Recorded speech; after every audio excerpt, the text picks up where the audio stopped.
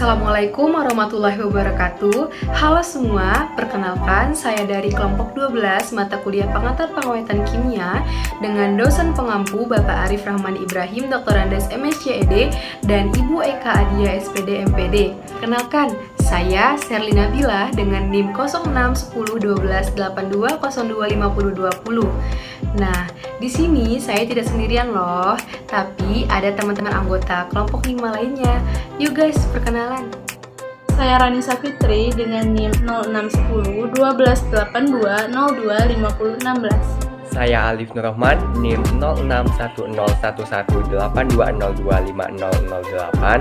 Eka Setia Putri, NIM 06112820825040. Dalam video ini, kami akan memperlihatkan bagaimana proses pembuatan es gel.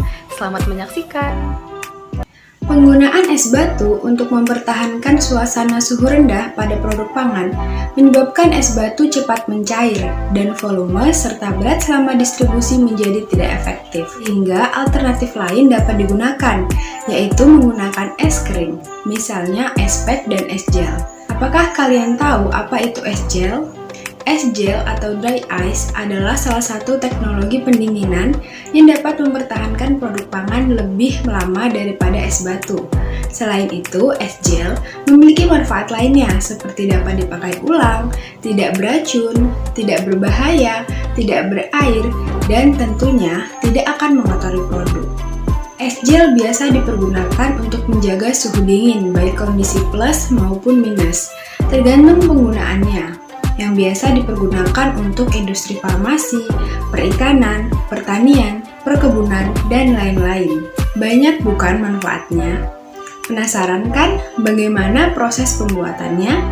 Rekan saya Ranisa Fitri akan menunjukkannya. Silahkan Rani. Untuk bahan yang pertama yang harus kita siapkan yaitu ada tepung tapioka 500 gram, garam 25 gram, cuka makan 125 ml, dan yang terakhir air tawar 2,5 liter.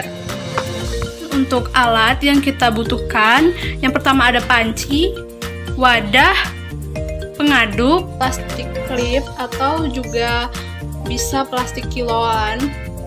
Di sini saya menggunakan plastik kiloan. Dan yang terakhir ada kompor. Prosedur pembuatannya, langkah pertama yang harus kita lakukan yaitu kita campurkan garam dan tepung tapioka, kemudian kita aduk rata. Setelah tepung tapioka dan garam diaduk rata, masak campuran tepung dan garam tadi dengan 2,5 liter air. Kita campurkan.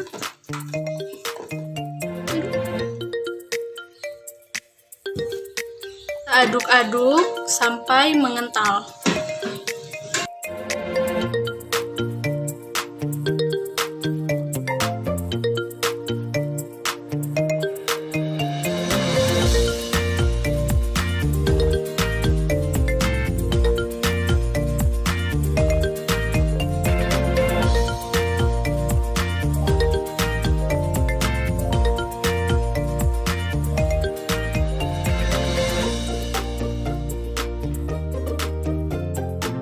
Campur rata, kita dinginkan terlebih dahulu.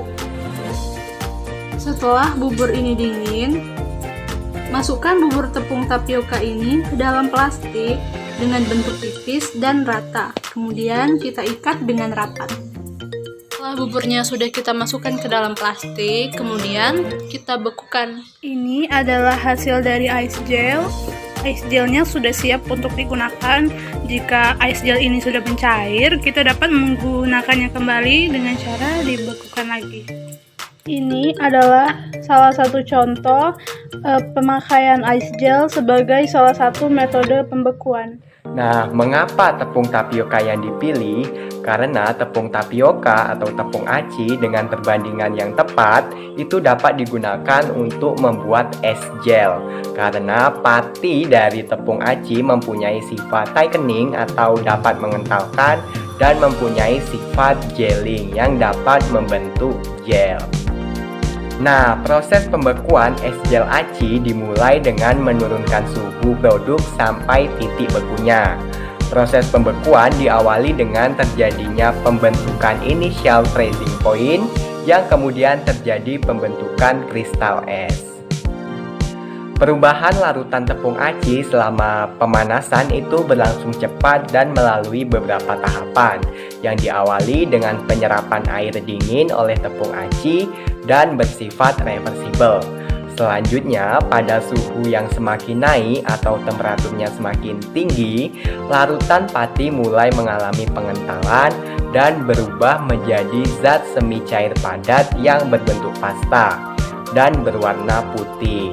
Sehingga ketika dilakukan proses pendinginan, itu tidak akan mencair. Kemudian, kecepatan proses pembekuan adalah salah satu faktor yang dapat mempengaruhi mutu produk beku yang akan dihasilkan. Kecepatan pembekuan dipengaruhi oleh penambahan konsentrasi garam yang ditambahkan ke dalam larutan tepung aci, di mana semakin besar konsentrasi garam yang ditambahkan, maka semakin cepat pula proses pembekuan yang akan terjadi. Demikianlah video pembuatan es gel tepung tapioka sebagai salah satu teknik pendinginan produk pangan. Saya, mewakili kelompok 12, mengucapkan mohon maaf apabila terdapat kesalahan kata dan penyampaian. Saya ucapkan terima kasih. Wassalamualaikum warahmatullahi wabarakatuh. Sampai jumpa.